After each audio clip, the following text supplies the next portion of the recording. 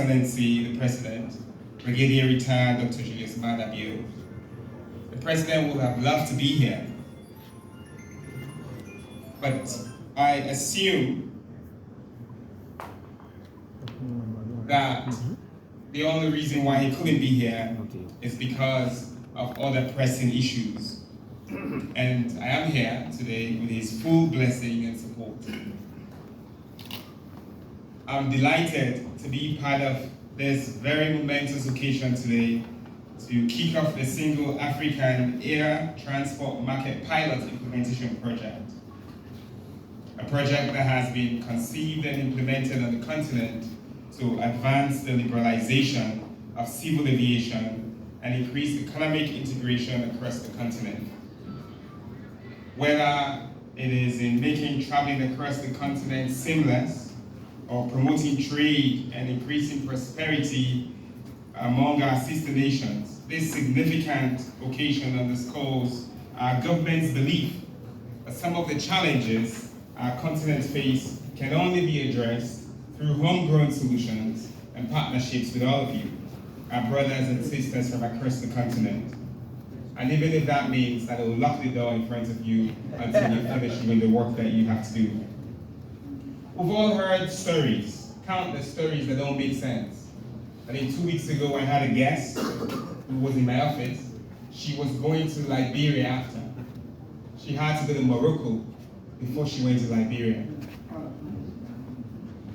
We've all had stories where our Ministry of Foreign Affairs or our ministers who have to go to other African countries have to go first to Lisbon before they can return to Angola. We know stories where we have to go further up north to be able to go down south. It doesn't make sense, and we shouldn't accept that.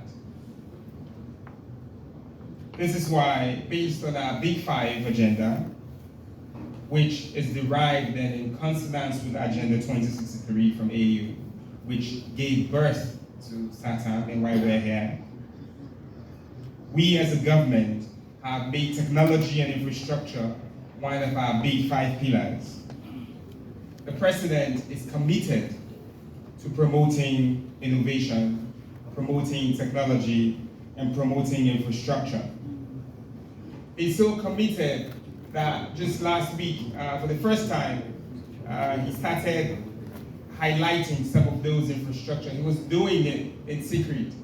He's known as Tokandu, but this is an area in which he's done before he's talking. And it's evident from the testimony that our guests have spoken about some of the infrastructure that this government has been able to promote, particularly in the aviation industry.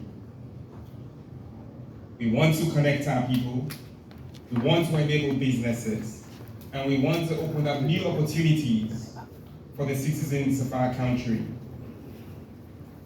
I have some friends who usually come to Sierra Leone, and quite often these days, there are no business class seats left on these flights. This is very different from what used to happen recently.